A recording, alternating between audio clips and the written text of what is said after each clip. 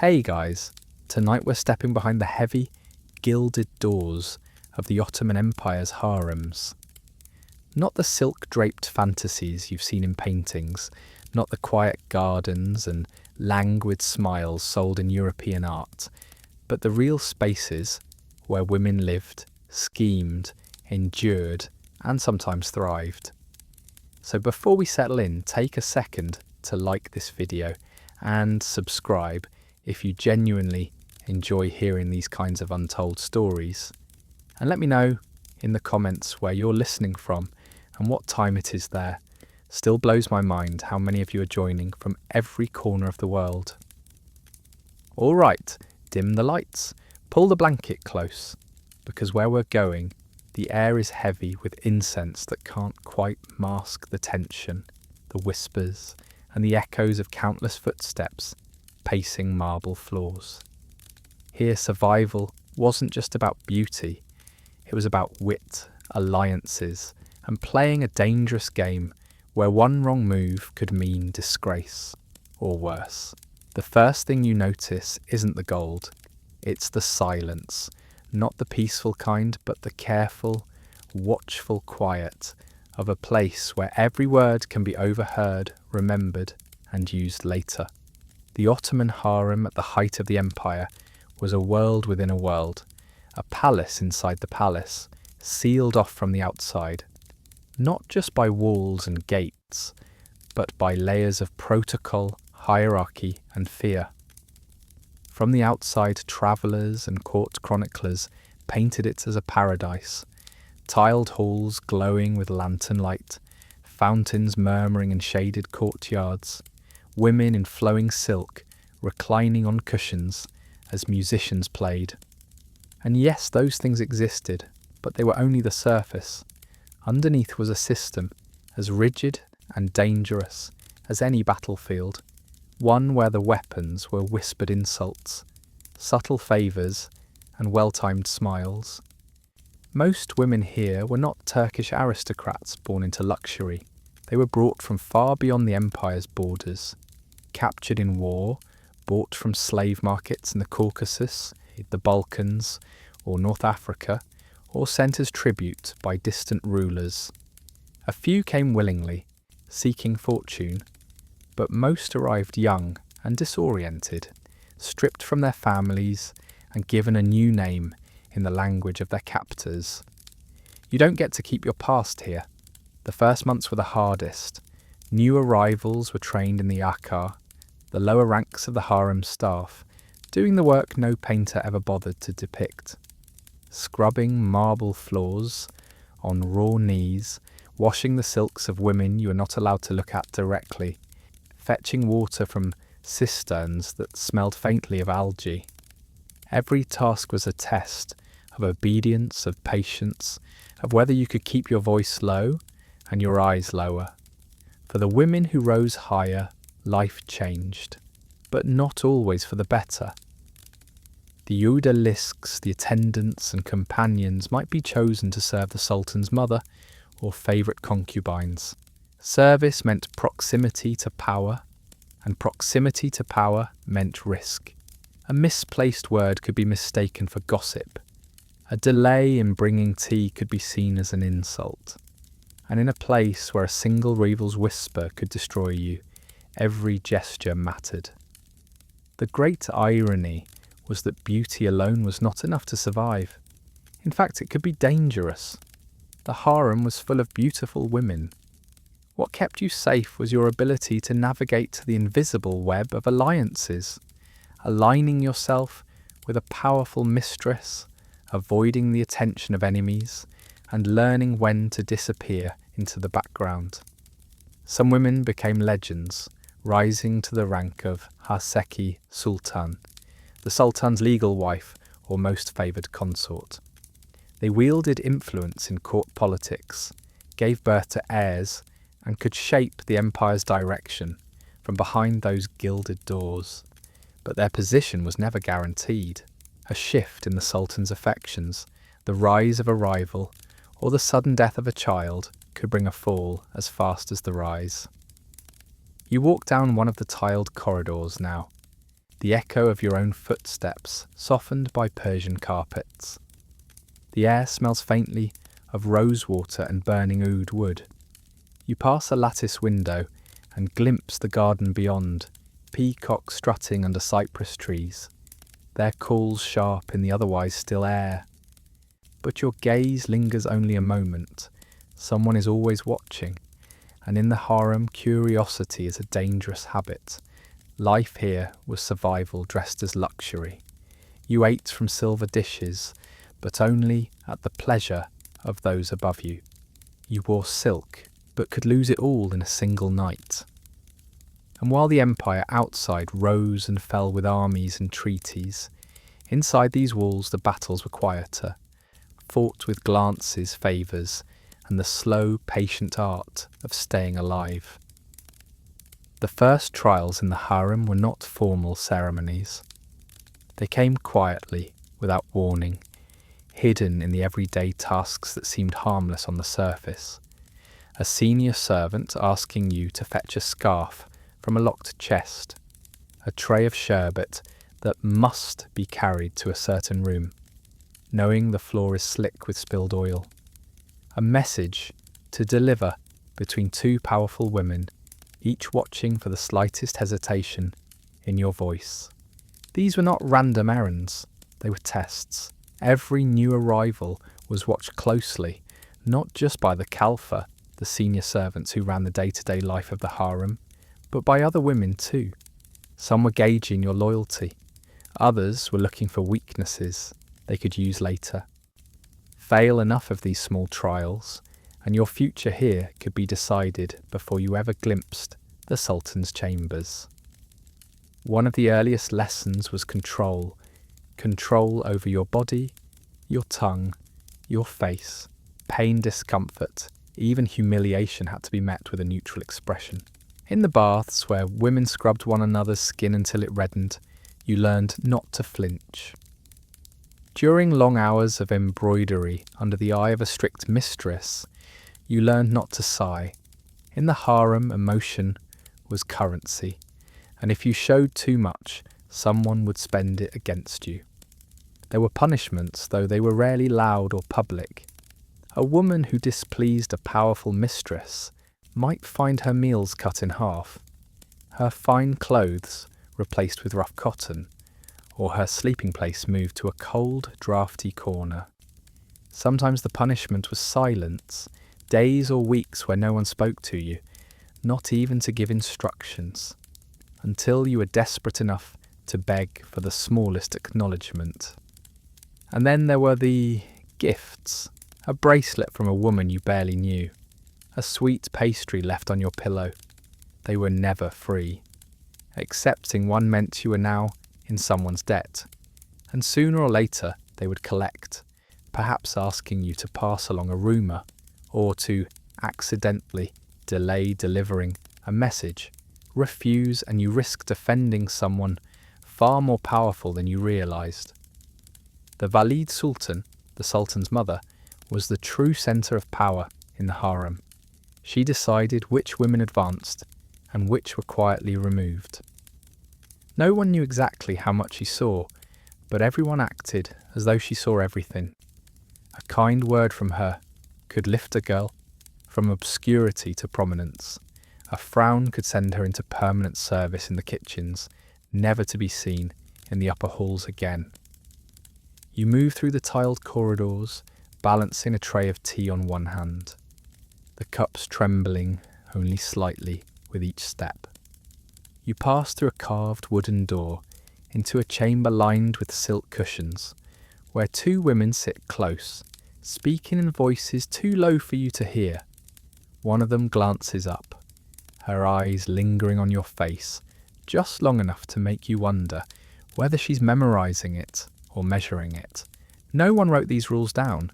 They didn't need to.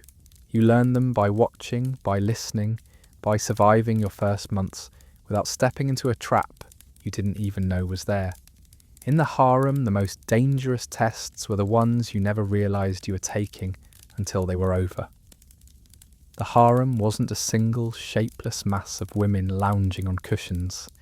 It was an intricate hierarchy, every rung carefully guarded, every step upward lined with invisible blades.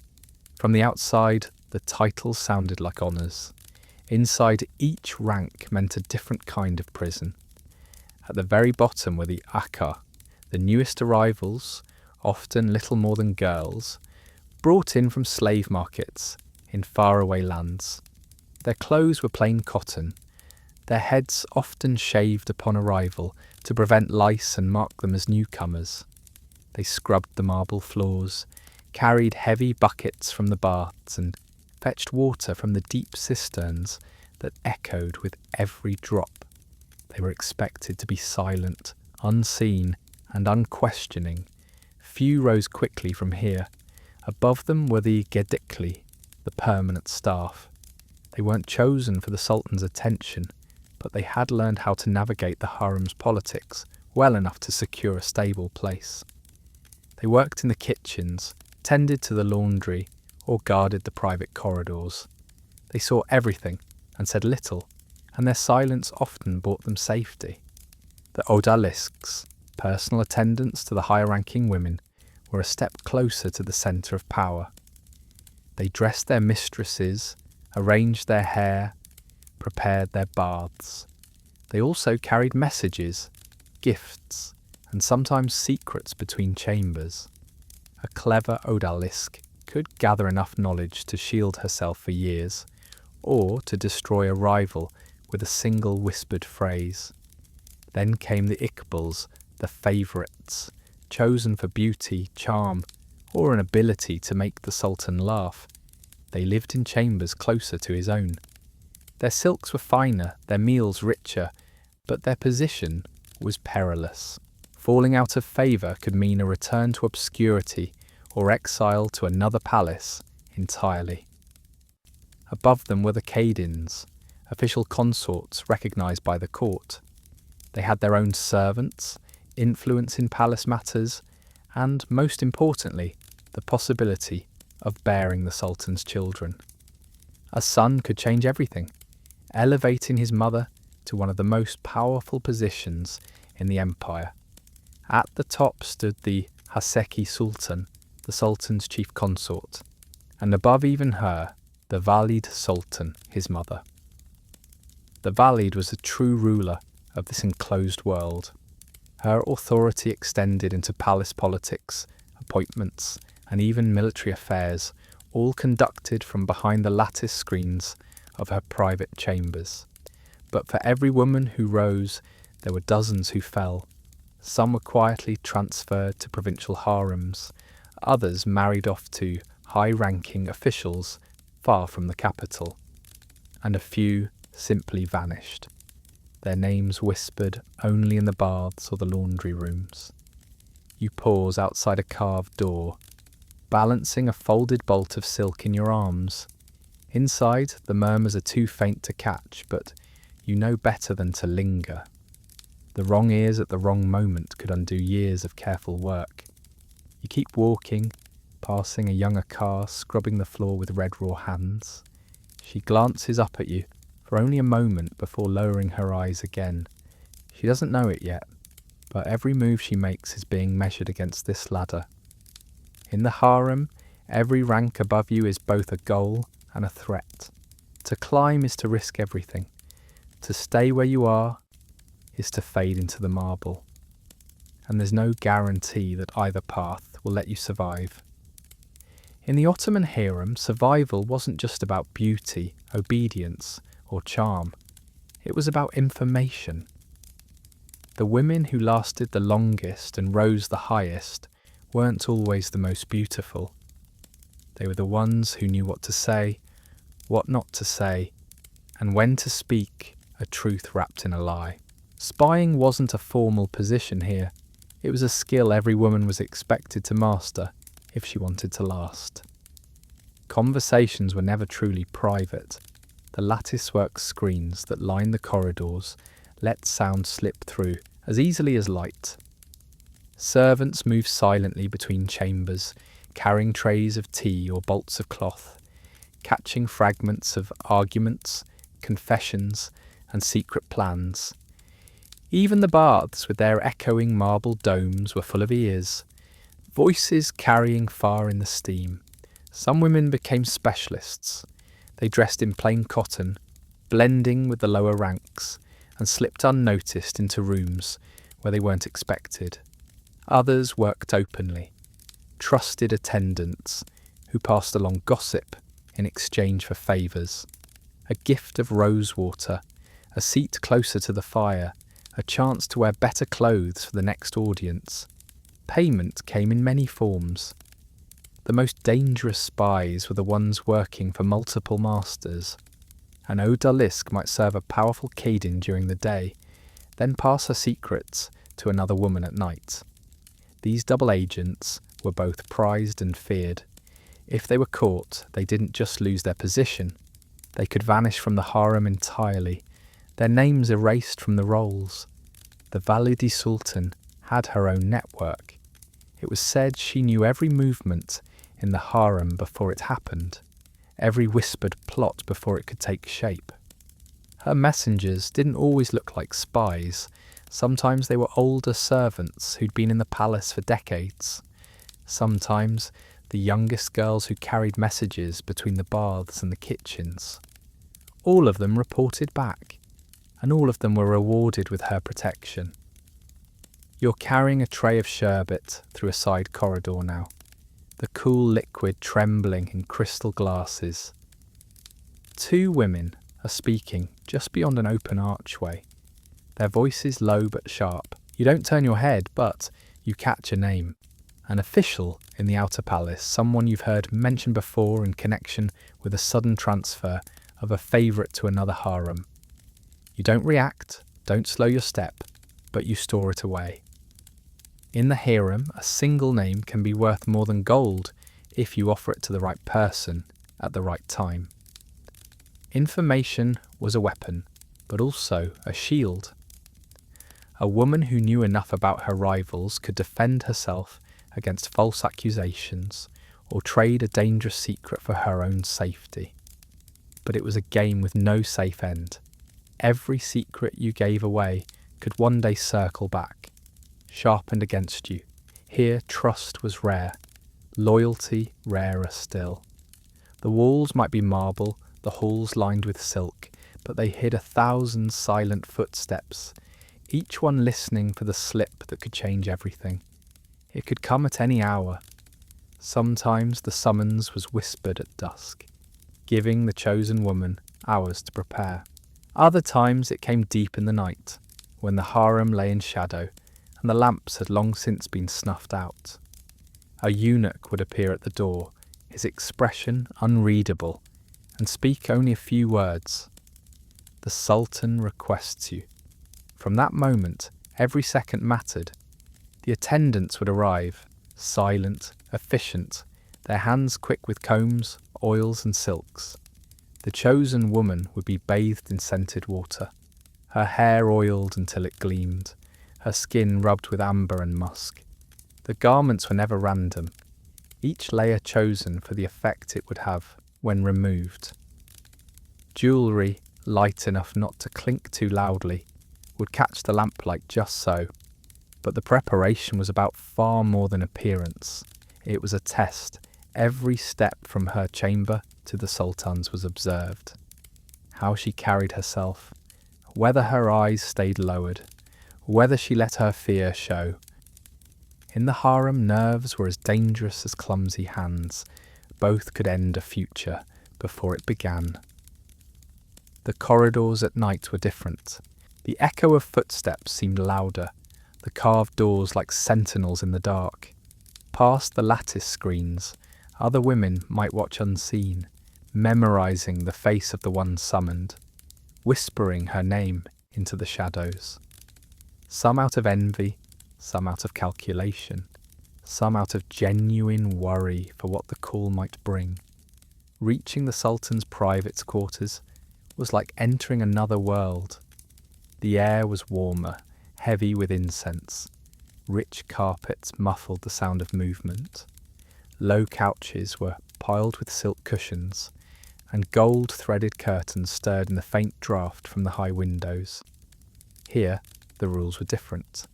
What was said, what was done, would never be repeated outside these walls, but it could shape the balance of power in the harem for months or years. For some, the night call was the beginning of everything. A single evening's conversation, a moment of shared laughter, could earn a place as a favourite. From there, wealth, influence and security were possible, though never guaranteed. For others, it was the start of a slow fall.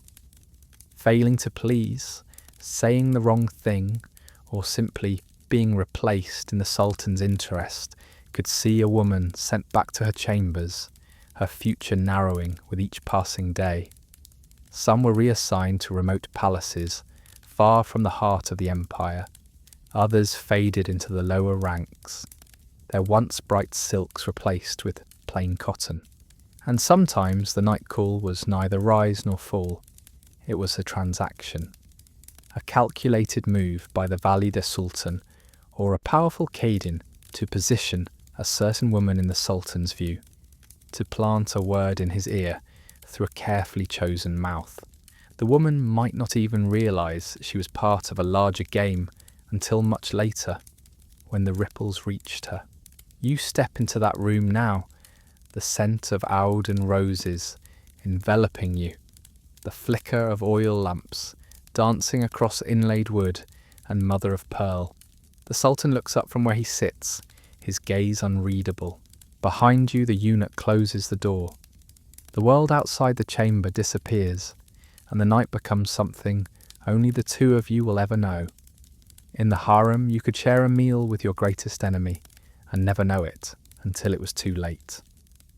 Rivalry here was never open shouting or public challenges.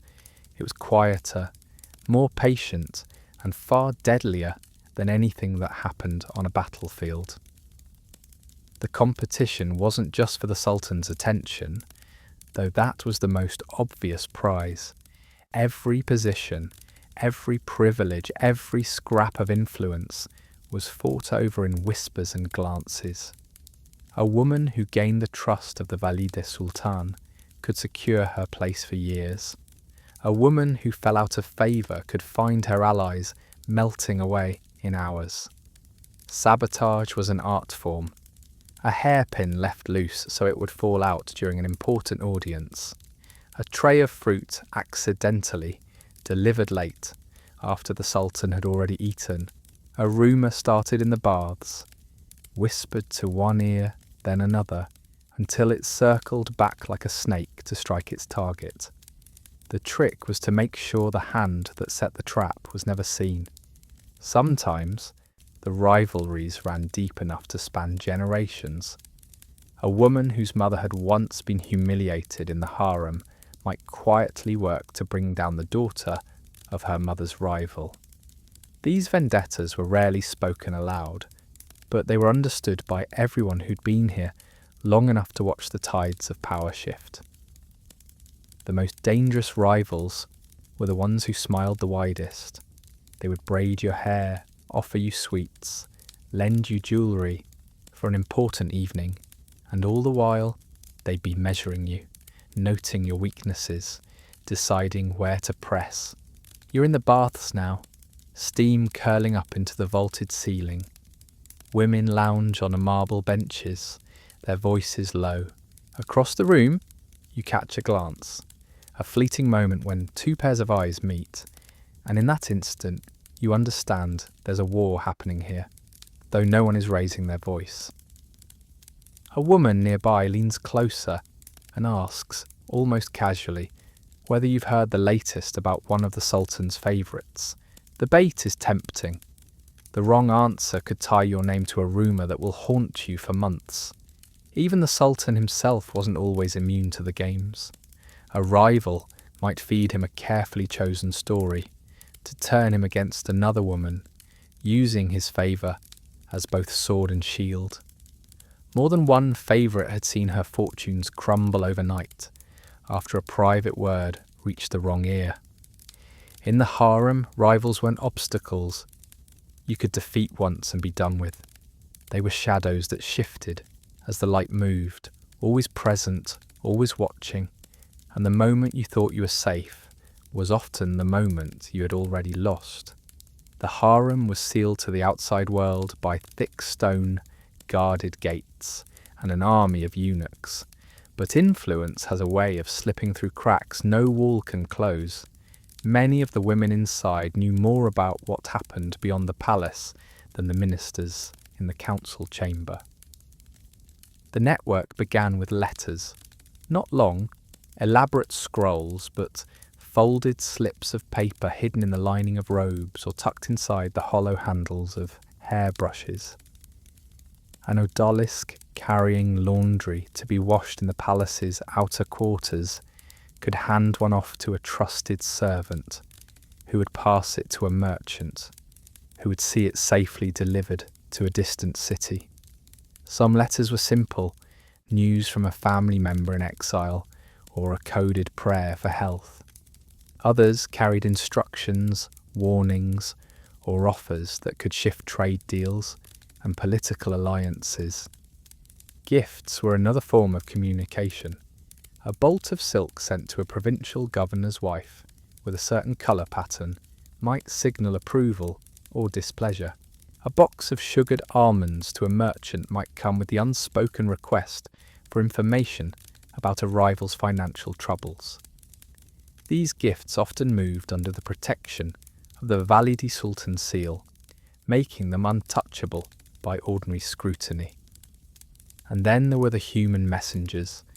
Eunuchs loyal to certain women could carry spoken messages to key figures in the outer palace, or even into the city. They were trusted because they were seen as neutral servants of the Sultan, but in reality, many had long-standing personal loyalties, sometimes even debts of gratitude or coin. The harem's influence could stretch astonishingly far. A well-placed word from a favoured consort could persuade a high-ranking official to grant land, delay attacks, or fund a military campaign. Merchants who secured the patronage of a powerful Kadin often found themselves winning contracts before their competitors even heard of them. You're in a small chamber now, ostensibly to deliver a box of embroidered handkerchiefs. The woman inside greets you warmly, her voice low as she tucks one handkerchief into the box and removes another. Hidden between the folds is a tiny slip of parchment. She doesn't look at you, but you understand. It must go to the kitchens where another servant will know exactly whose hands it's meant to reach. You tuck it back into the box and leave without a word. Officially, the harem had no role in governance. Unofficially, it was a shadow court, its influence winding through the empire like an invisible thread. The ministers could pass laws, the generals could win battles, but a single whisper from behind the gilded screens could undo it all by morning. In the harem, rising to the top was difficult. Staying there was harder. Falling could happen in a single night. One moment, a woman might be the Sultan's favourite, her chambers filled with gifts, her name on every servant's tongue, her presence a source of envy and calculation. The next, she could be gone. Not in a dramatic public display, but in a quiet removal. Her rooms emptied before dawn, her silks packed away, her attendants reassigned. By the time the rest of the harem woke, she would already be on the road to another palace or a distant estate. Sometimes the fall came from a shift in the Sultan's favour. A new face would appear in the upper ranks, and suddenly the dinners, the conversations, the private hours would go elsewhere. The discarded favourite might try to keep her position through charm or careful alliances, but without the Sultan's interest, her power dissolved quickly. Allies drifted, rivals closed in. Other times the downfall was the result of a mistake, a poorly timed comment in the Sultan's presence, a visible alliance with someone who had just fallen from grace. Even an unintended insult to the Valide Sultan, and those were rarely forgiven. Whispers could be just as deadly. A rumour about disloyalty, about sending letters to foreign courts, about trying to influence the Sultan's decisions for personal gain. It didn't matter if it was true. The mere shadow of suspicion could be enough to justify a removal for the good of the palace. And then there were the quiet punishments, those not recorded in any official ledger. A woman might remain in the harem but be stripped of her privileges, her meals reduced, her attendance taken away. She might be moved to a cold, damp wing of the palace, far from the warmth of the main chambers. Here, she would fade from the daily life of the harem until even the newest arrivals didn't know her name. You pass one such wing tonight. The lamps dim. The corridors cold enough to make your breath visible. A door stands ajar, and inside you see a figure hunched over a small brazier, warming her hands. Once she had been a name everyone spoke in the baths. Now she is just another shadow in the corner of the palace. She doesn't look up as you pass. The fall didn't always mean death, but it was a kind of erasure. In a place where power was built on presence, being forgotten was the most complete defeat of all. For some women, leaving the harem was a dream. Freedom from the watchful eyes, the endless competition, the constant weighing of every word and gesture. But for most, exile was simply another kind of prison, only without the silks and the fountains. Where a woman went after her removal depended on who she was and how she left. Those who had once been in the Sultan's favour were often married off to powerful officials, viziers, governors or military commanders, usually far from the capital. The marriage was rarely a matter of love. It was a transaction. The Sultan's gift of a former consort to a loyal man was both a reward and a reminder that his loyalty was being watched. For others, the destination was one of the old palaces, grand but fading estates used to house women who were no longer part of the active harem. These places could be both refuge and cage. The daily life there was quieter, less tense, but also stripped of the influence and luxuries of the imperial palace. The women might keep a small staff, perhaps a garden, but their movements were restricted. Visitors were rare, and news from the capital came slowly. Some women returned to their homelands, if they still existed, in any recognisable form. For a Circassian girl, taken at 15 and kept in the harem for a decade, home might now be a place ruled by someone entirely different, where her family had moved on or disappeared. These returns were often bittersweet, filled with both relief and a sense of dislocation. And there were darker fates. Women suspected of political scheming or dangerous alliances might be sent to remote fortresses under the guise of protection. In reality, these were isolations meant to sever all their connections. Some never returned. You stand now at the edge of the palace courtyard, watching as a small procession passes through the gates. 2 carts laden with chests, a pair of attendants, and in the centre, a veiled figure whose posture is straight but whose steps are slow. She doesn't look back. Whether she leaves in sorrow or in relief is impossible to tell, but once she's through those gates she'll be a ghost to everyone still inside. For the harem, her absence will quickly be absorbed into the daily flow. Another woman will take her rooms. Her silks will be redistributed. Her name will fade from the whispered conversations. But beyond the walls, she begins an entirely new life. One with fewer eyes watching, but also far fewer protections. The harem was full of names that no one outside the palace ever heard, but a few became legends, their influence spilling far beyond the gilded screens. These were the women who played the game so well that they not only survived but reshaped the empire itself. One of the most whispered names was Hürrem Sultan.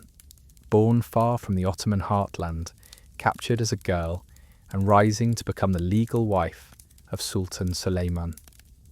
She broke centuries of tradition, wielding political power openly, corresponding with foreign rulers, and even advising on matters of war.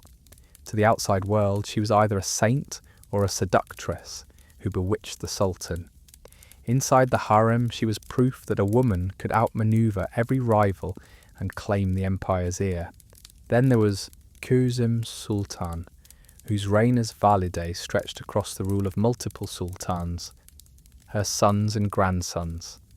She placed men on the throne, removed them when necessary, and was rumoured to have orchestrated assassinations to keep her grip on power. Even her death was a drama of palace intrigue, whispered about for decades in the baths and corridors. But not all legends were tales of triumph. Some were cautionary stories. Like the young concubine said to have fallen in love with a foreign envoy, a man she could never marry. Caught passing letters, she was never seen again. Official records claimed she was sent to another palace. The women in the baths swore she was buried beneath the marble floors. And then there were the ghost stories, tales of women who wandered the harem at night, their silks whispering against the walls, searching for something they lost in life. Every generation had its own version. A favourite betrayed by her closest friend, a mother separated from her child, a rival who vanished just before she was to be named Haseki. You sit in the baths now, the warm water lapping at your skin as an older woman leans closer, her voice dropping to a whisper. She tells you of a chamber deep in the palace that no one enters anymore, its door locked since the night a powerful Khaden died there under unclear circumstances. The story is told not to frighten, but to remind. Every rise in the harem is balanced by the risk of a fall. These legends served a purpose. They inspired ambition, warned of dangers, and reminded every woman that the harem was more than silks and jewels. It was a stage for the most dangerous kind of theatre, where every act could be your last. From the outside, the harem seemed like the pinnacle of luxury. Marble fountains sang in shaded courtyards. Silk draperies shifted in the breeze from open lattice windows. Servants carried trays of sherbet and sweet pastries, the air thick with rosewater and burning oud. To visitors allowed even a glimpse, it was paradise. But paradise has walls, and inside them days could stretch endlessly, each one mirroring the last. The routine was as polished as the marble floors. Rise at dawn for prayers, attend to duties for your mistress or rank, spend hours in the embroidery rooms, the baths or the salons. Even leisure was regulated. The same gardens, the same tiled corridors, the same view of the inner courtyards. For many women, the monotony was as dangerous as any rival. The mind could turn inward, finding restlessness in the smallest irritations. A look from another woman, a servant forgetting to bow, a rumour that someone else's new silk gown was finer than yours. Small tensions became sharper in this enclosed world, where there was nowhere to run from them, and the luxury itself could become suffocating. The silks were beautiful, but they were heavy in the summer heat. The jewels glittered, but they pinched the skin after hours of wear. Even the endless trays of sugared fruits lost their sweetness, when there was nothing to balance them but more of the same. Some women sought escape in the libraries, reading poetry, history, and philosophy brought in by court scholars. Others turned to music or the secret gardens, tending flowers as a way to break the monotony. A few formed small trusted circles, finding relief in quiet conversations far from the ears of rivals. But even these escapes carried risk. Too much time with books could mark you as odd or unsociable. Spending hours in the gardens might be seen as avoiding your duties. And friendships, no matter how sincere, were always under the shadow of suspicion. A shared joke today could be an accusation tomorrow. You sit in the embroidery hall now, the needle in your hand pulling golden thread through velvet. Around you, the other women work in silence or murmur in low voices. The pattern you're stitching, an intricate tulip design, will take weeks to finish, and the knowledge that you might never see it again once it leaves your hands makes the work feel strangely hollow. Beyond the lattice window, you hear the faint splash of the fountain, the same sound you've heard every day since you arrived. The harem could dazzle the eyes, but for many inside it was a velvet cage, soft to the touch, but unyielding all the same. Love in the harem was not part of the design. Affection might exist between friends, loyalty could form between mistress and servant, but romantic love, especially anything outside the Sultan's claim, was dangerous enough to be a death sentence. And yet it happened. The palace was a vast network of corridors, courtyards, and hidden corners, and where there are shadows, there are secrets. Some of these began innocently, a passing glance between a woman and a young palace guard at the gate, a few extra seconds when a tray was handed over to a kitchen attendant. Other times, they were calculated risks, a whispered meeting in the garden during the quiet hours after prayers, a folded scrap of poetry tucked into the hem of a gown. The dangers were enormous. The harem was guarded by eunuchs for exactly this reason, and they were trained to watch for the smallest signs. An exchange of glances, a change in routine, a sudden preference for certain duties. If a relationship was suspected, the consequences could be swift and final. But the most dangerous stories were those involving outsiders, envoys, visiting officials, even foreign captives. Some women saw in these men a chance at escape, a way out of the gilded cage. Others were caught up in the thrill of what they'd been denied. A handful of such romances ended with daring flights from the palace, the lovers disappearing into the chaos of the city or fleeing beyond the empire's borders.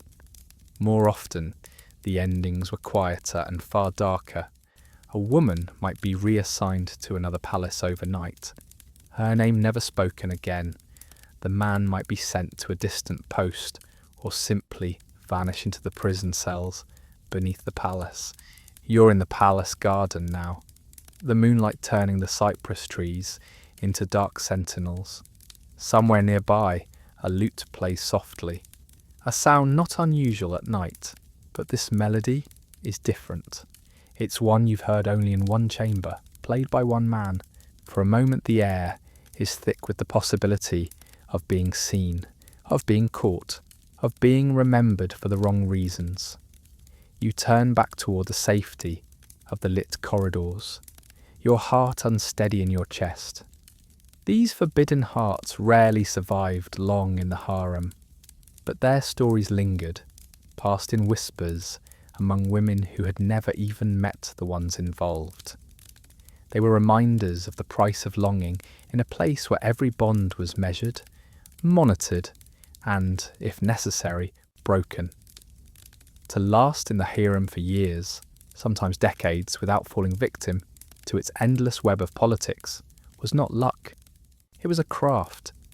A woman who survived that long had mastered an art form built on observation, restraint, and quiet calculation. The first rule was know everything, reveal nothing. Information was power, but the most dangerous thing you could do was let others know how much of it you held. The women who lived longest were those who listened more than they spoke, who let others underestimate them. A slow nod here, a sympathetic smile there, small gestures that made people talk without realizing they were giving anything away. The second rule, choose your allies carefully and keep them few.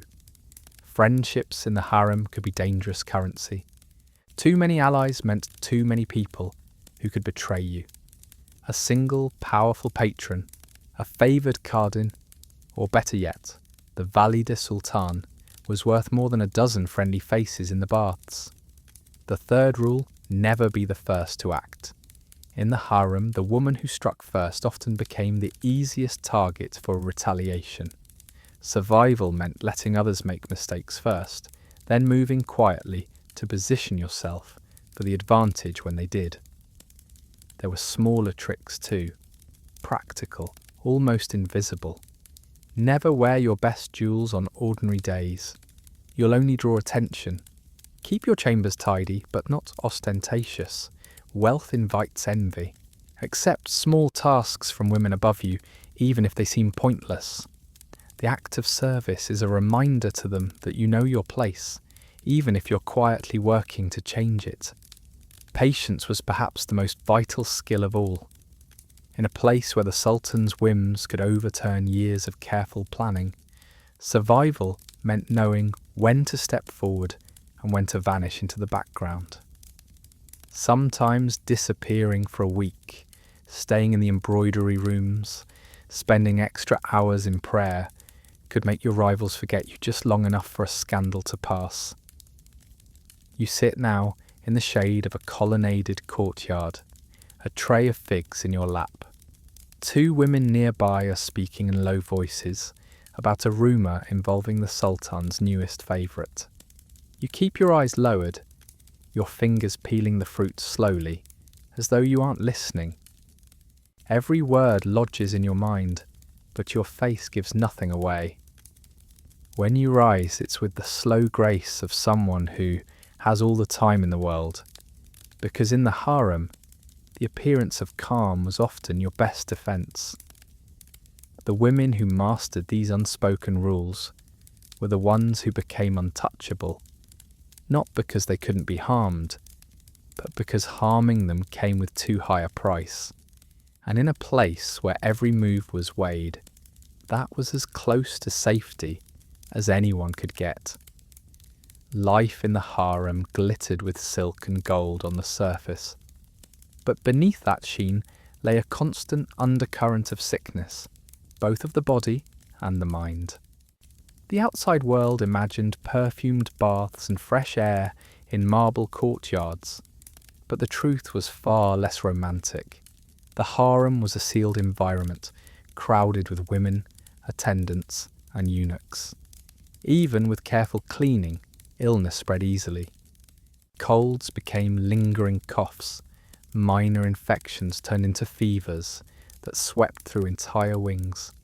The baths, though beautiful, could be breeding grounds for skin diseases and parasites, passed silently from one woman to another.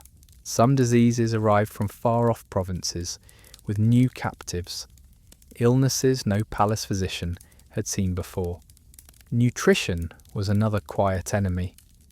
The harem's kitchens produced lavish meals, platters of lamb, sweet pastries dripping with syrup, fruits from across the empire, but they weren't always balanced for health. Rich, heavy foods, day after day, led to sluggishness, digestive problems, and swelling joints. Women who longed for fresh air and movement were confined to the palace, their bodies growing softer even as their silks grew finer. And then there was the weight of isolation. Months, years, sometimes decades passed without seeing the world beyond the walls. For some, the palace became their entire reality, but for others, the mind began to fray. Restlessness, paranoia, sudden bursts of anger or deep depression, these were not uncommon. Whispers in the baths told of women who stopped speaking entirely, sitting for hours staring at the same spot on the tiled wall. Others would pace their chambers endlessly, unable to sleep, muttering to themselves about betrayals that may or may not have happened. In the most tragic cases, a woman would disappear into herself so completely that she became a silent figure in the background, unresponsive to anyone who tried to reach her. You pass through a side corridor now and glance into a small, dimly lit room. An older woman sits by the window, her hair unkempt, a tray of untouched food at her side. She hums a single note over and over, not looking at you, not seeming to notice your presence. You know better than to linger. Her story is whispered, and you've heard enough to understand it doesn't end well.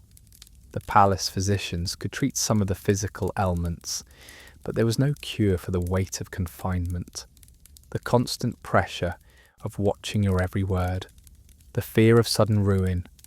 Illness in the harem was not always something you could see, and sometimes it was the invisible sickness that claimed the most. Death in the harem was never simply the end of a life, it was the beginning of whispers. When a woman died within those walls, the news rarely travelled beyond them in full detail. The official record might note an illness, an accident, or in rare cases, natural causes.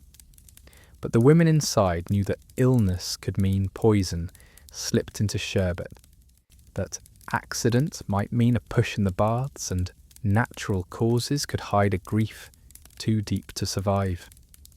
The harem had its own rituals for the dead. The moment a woman passed, her chamber was sealed. Her belongings were inventoried by the senior attendants.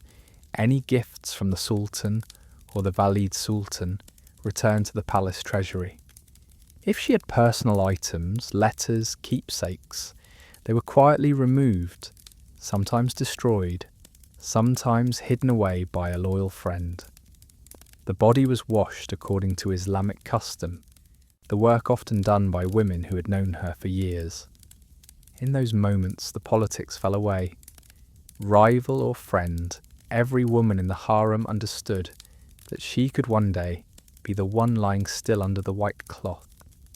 The prayers were murmured low, the scent of rosewater heavy in the air. If she had been a favourite of the sultan, the funeral might be held with more ceremony. A procession would carry her through the palace gates to be buried in one of the imperial cemeteries, her grave marked with marble and script. If she'd been less favoured, or if her death was one that should not draw attention, her burial might be quiet, at night, in a smaller hidden plot.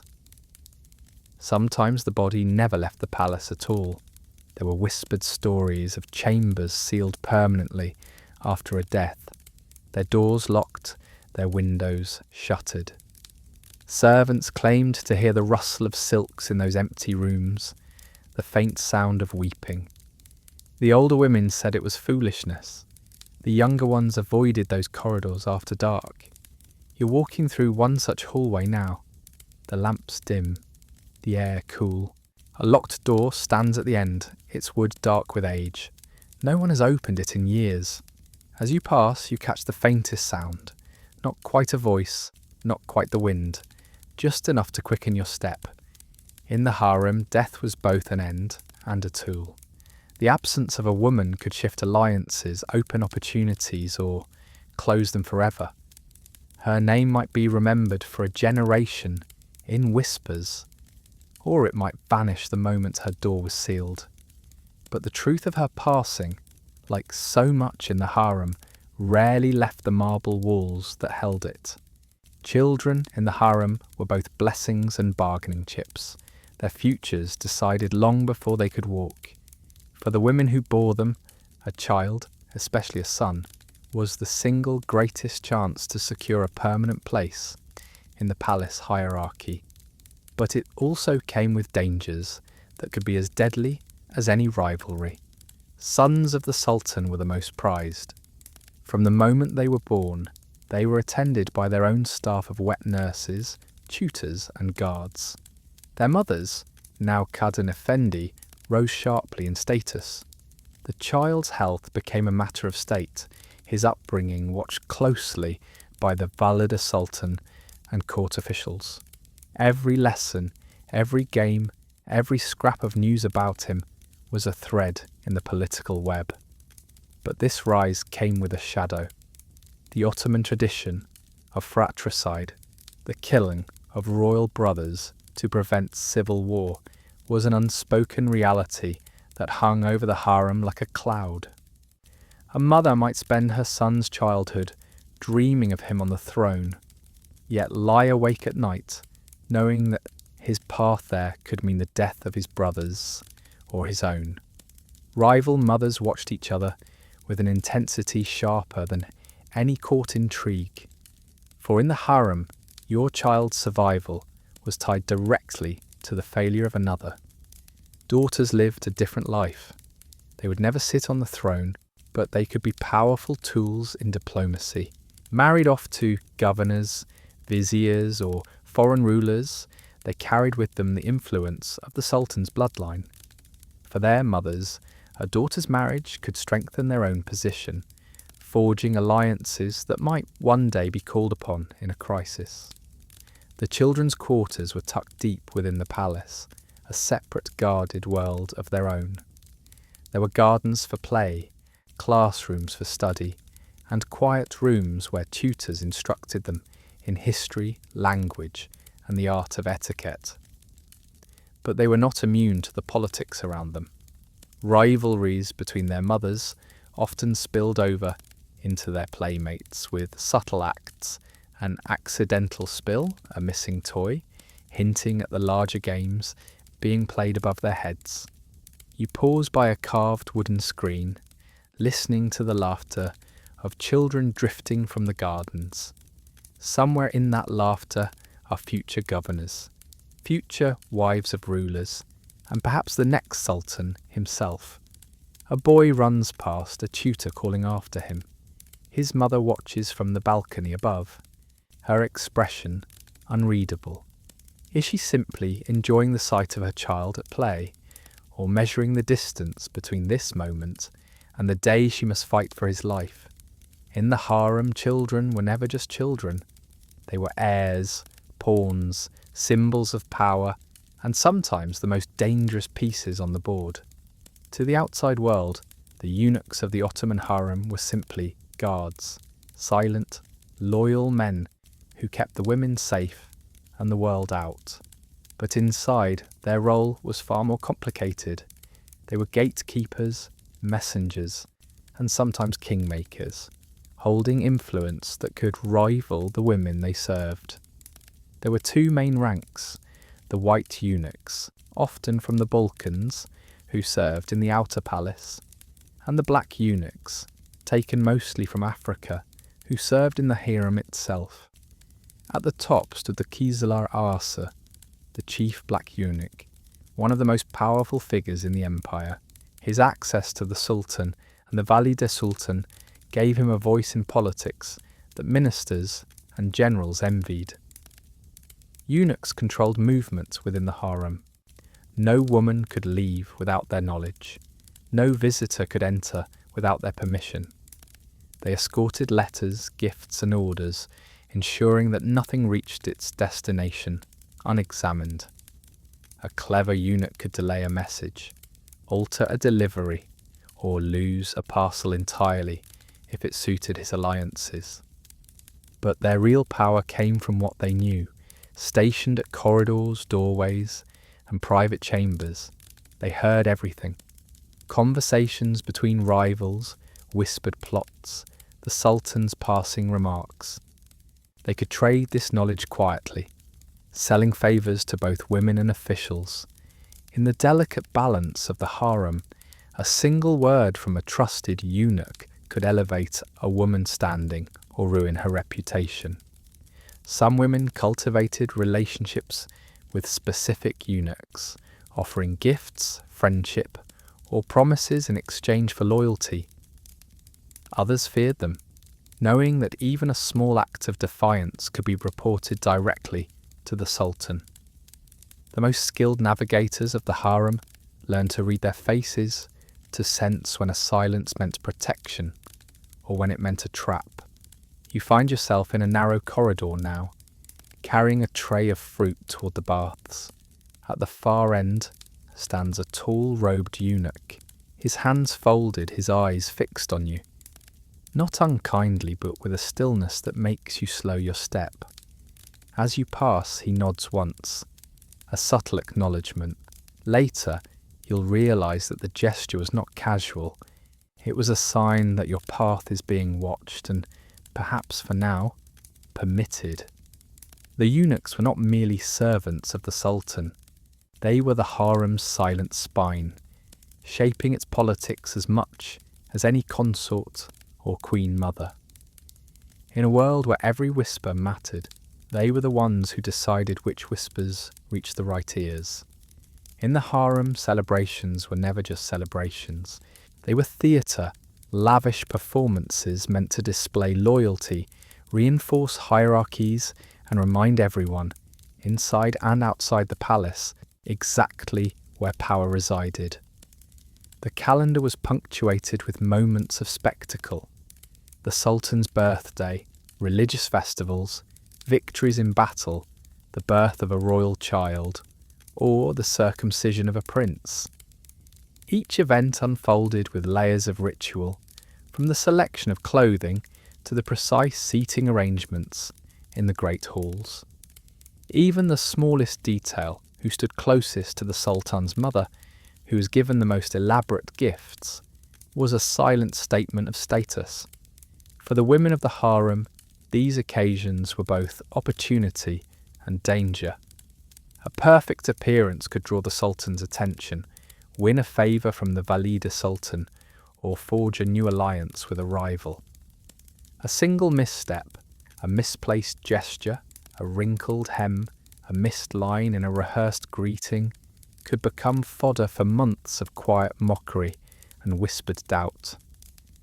Preparations began weeks in advance. The palace tailors worked day and night, sewing gowns heavy with gold embroidery and threaded pearls. Jewellers selected pieces from the treasury, emerald-studded bracelets, diamond necklaces, belts of filigreed silver. The kitchens prepared banquets on a scale unseen in ordinary days, trays of roasted meats, candied fruits from distant provinces, sherbets chilled with ice brought down from the mountains. But behind the glitter, there were quieter manoeuvres. A woman might arrange to be seated where she could be seen by a certain court official. Another might, accidentally, wear a colour closely associated with the Valide Sultan, signalling her allegiance. In the baths, women rehearsed conversations they hoped to have during the feast, planting phrases that could later be repeated to the right ears. You stand in the great hall now, the light from hundreds of oil lamps shimmering off polished marble. Music drifts from a group of musicians in the corner, the low hum of conversation blending with the scent of rosewater and roasted lamb. Across the room, the Sultan sits beneath a canopy, his gaze moving slowly over the gathered faces. For a moment, your eyes meet. It's nothing, just a flicker. But in the harem, even a flicker can set tongues wagging for weeks. When the celebrations ended, the decorations were taken down, the music silenced, but the ripples they created lingered. Alliances shifted, fortunes rose and fell, and somewhere in the quiet halls, women began planning for the next ceremony, because in the harem the stage was never truly empty. In the Ottoman harem, food was never just sustenance. It was a language, a display, and at times a weapon. Every meal carried meaning. A dish sent to a woman's chamber by the Sultan was a mark of favour, a quiet signal to the rest of the harem that she was in his thoughts. A sudden change in the quality or quantity of food served to a woman could be an unspoken punishment.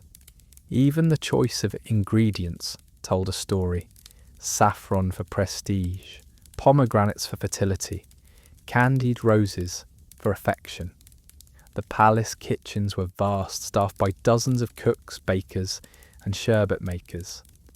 These men were sworn to secrecy, but they too became part of the harem's undercurrent of influence.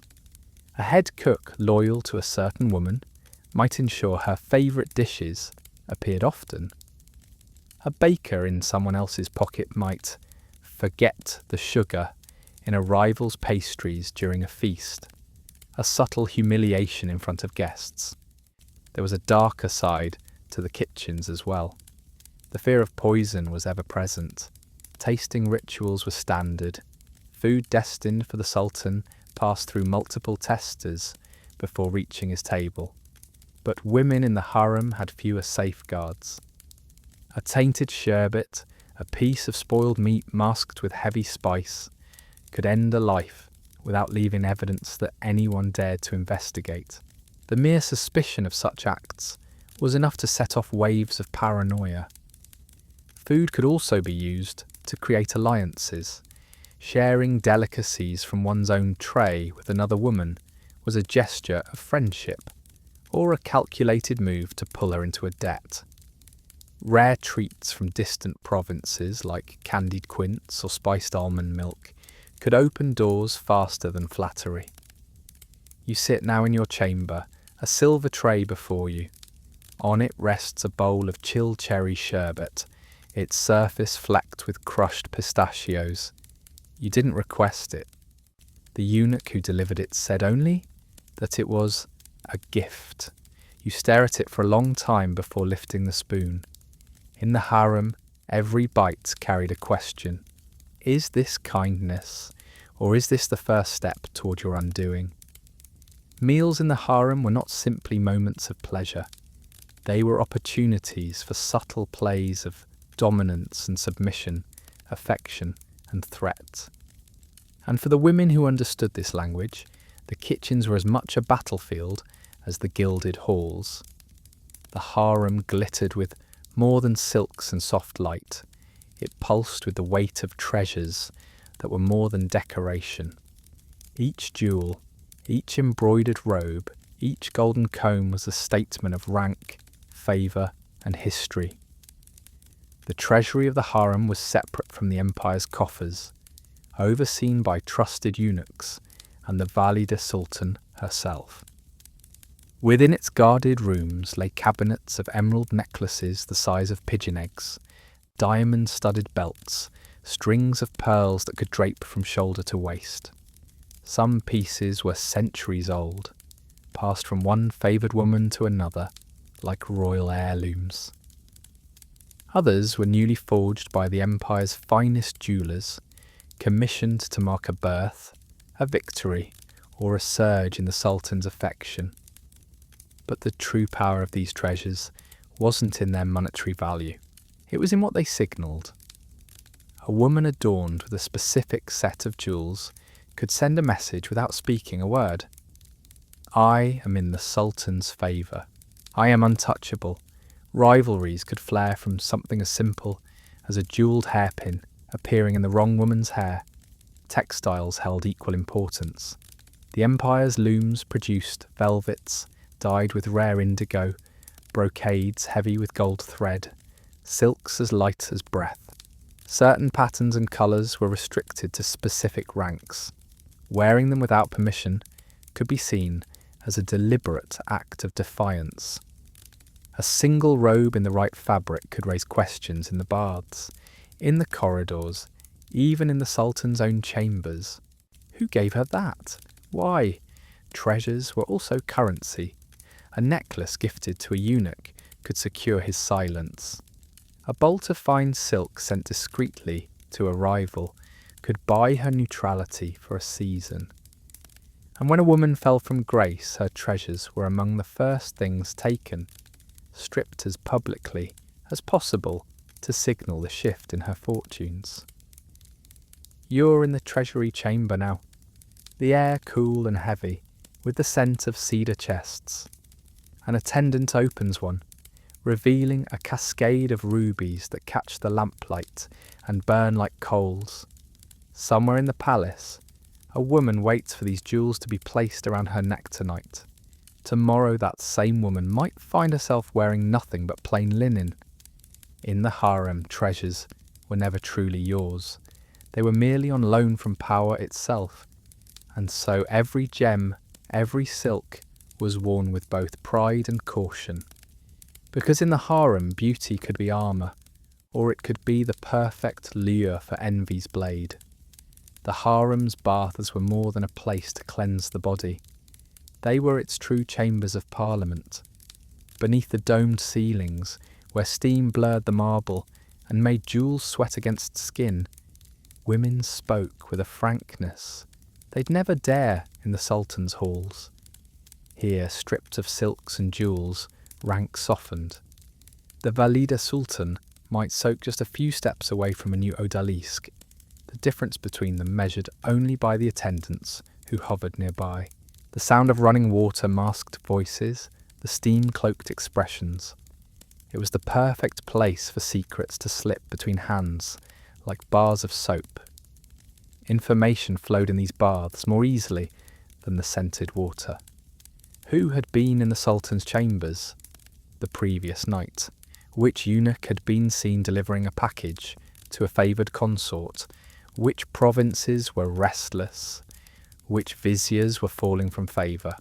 The baths were the safest place to ask questions that couldn't be asked elsewhere, though safe was always a relative term.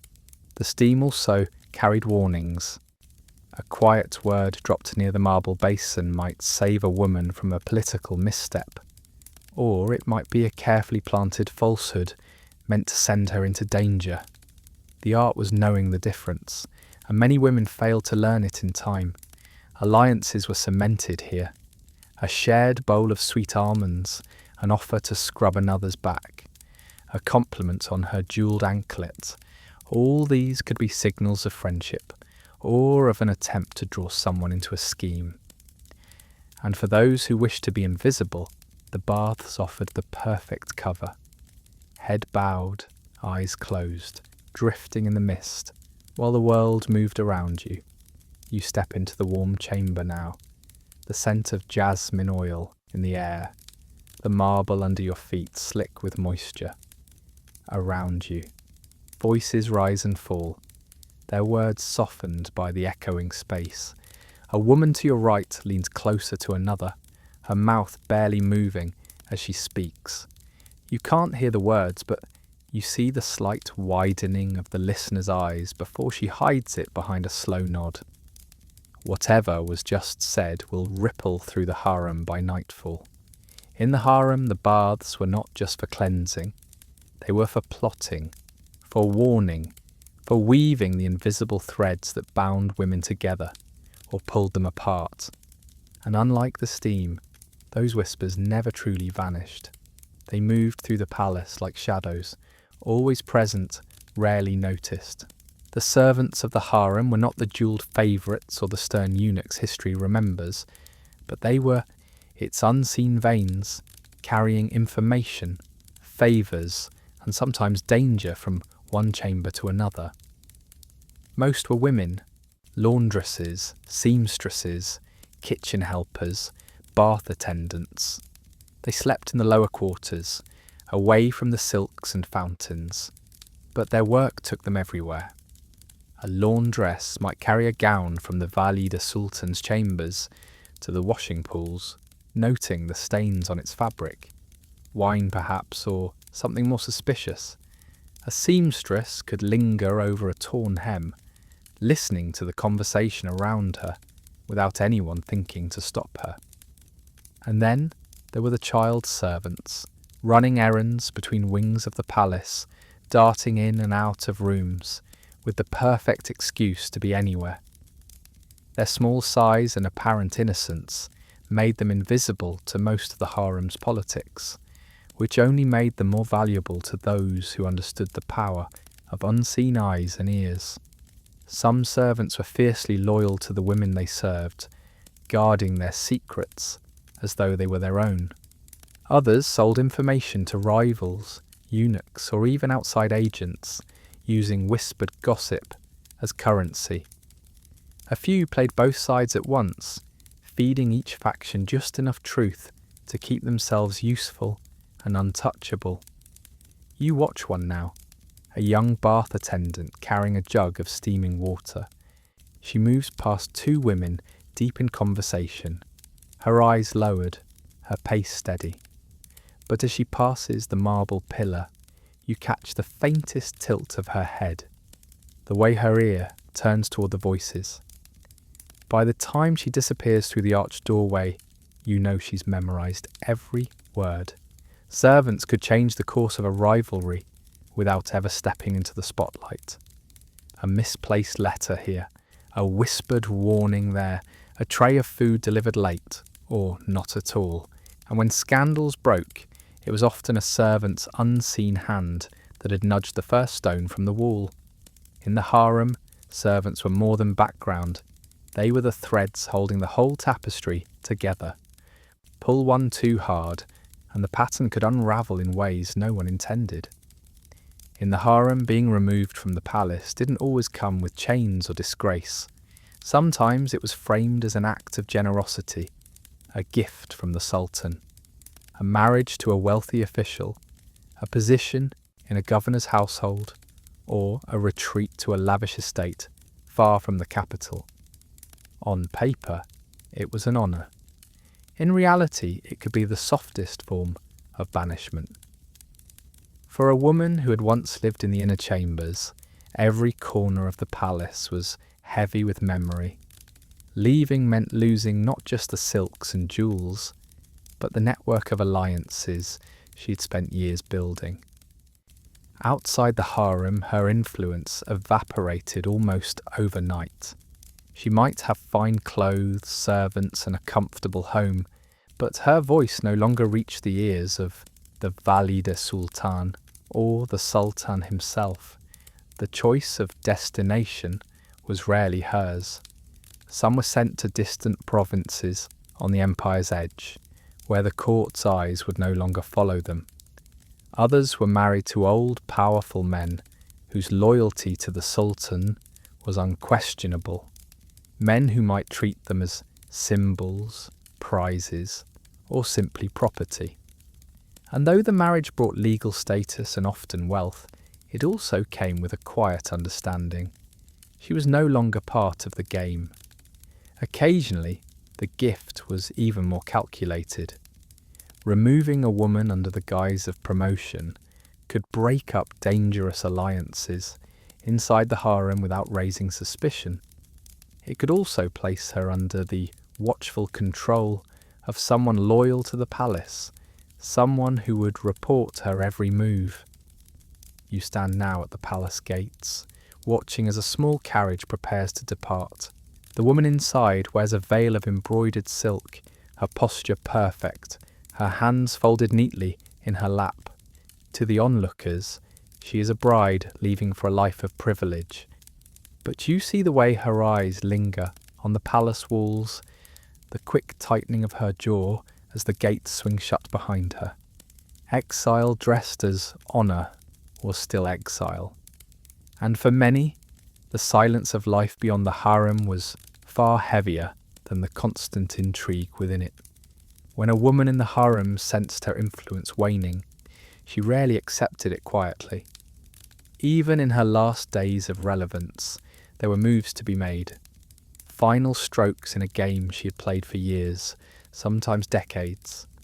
For some, the goal was survival beyond their prime.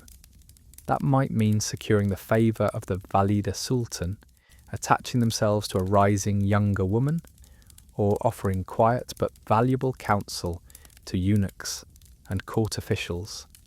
By becoming indispensable in some small but vital way, a woman could carve out a place for herself in the palace long after the sultan's interest had faded. Others focused entirely on their children. A mother might devote her remaining influence to arranging the best possible tutors, negotiating advantageous matches for daughters, or securing safe provincial appointments for sons.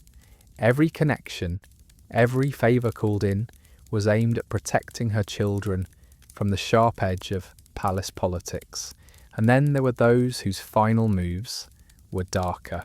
Women who refused to fade without settling scores. A whispered accusation planted in the right ear could topple a rival's position. A rumour spread in the baths might stain a reputation just enough to block an opponent's marriage alliance. In the harem, revenge didn't need to be loud to be devastating. Some women carefully curated their legacies. They donated to mosques, endowed schools, or commissioned beautiful fountains in their names. These acts, recorded in stone, ensured that even if the palace forgot them, the city would not. Others chose secrecy, leaving behind nothing but a few treasured possessions, hidden for a trusted servant or child to find. You're in the gardens now, late in the afternoon, as a woman of advanced years sits beneath a cypress tree. She feeds dates to a tame dove that perches on her wrist, her expression serene. Those who pass see only a quiet, pious figure. They don't know she's just sent a letter, carefully worded, unsigned, that will reach a provincial governor by week's end and change the course of his daughter's future. In the harem, the end of power was never just an ending. It was a shift, an opportunity to preserve, to protect, or to destroy. The last moves were often the most dangerous, because a woman with nothing left to lose could be more formidable than she'd ever been before. When the great palaces finally fell silent, when the fountain stopped singing and the gilded doors closed for the last time, the harem slipped into history, wrapped in a haze of myth. European travellers carried home fevered tales of endless pleasure gardens, veiled beauties lounging in pools of marble, and lives of unbroken leisure. Painters embellished the fantasy, silk cushions, jewelled cups, languid figures under dappled sunlight. The truth, of course, was something far more complex and far less comfortable to tell. For the women who lived there, the harem was not just luxury, nor was it just a prison. It was a shifting landscape of survival, ambition, loyalty, and betrayal, a place where alliances were as delicate as the gold filigree on a hairpin, and just as easily broken. Many of the women's real names have been lost, replaced by titles, or erased entirely from records. Their influence, though, is still visible. In political decisions they shaped behind closed doors, in charitable works they funded, in the children they raised who went on to rule provinces and shape the empire's future. Some left behind mosques, schools, and fountains that still bear their inscriptions. Others left only whispered stories, passed down through families of servants and eunuchs, who remembered the truth long after official history forgot it. You walk through the palace now, but it's a museum. The baths are dry, the air carries the scent of dust instead of rosewater. The jewelled screens no longer hide whispers, and the marble courtyards echo only with the footsteps of tourists. You pause by a lattice window, looking out over the same gardens women once paced in silks and bare feet, counting their steps in the heat of summer. The harem's legacy is a paradox, both softer and sharper than legend. It was a place where beauty and danger lived side by side, where loyalty could be a weapon and a smile could hide a blade. For some women, it was the height of power they could never have reached in the outside world. For others, it was a velvet cage they never escaped. And so it survives in memory. Half truth, half dream, entirely human.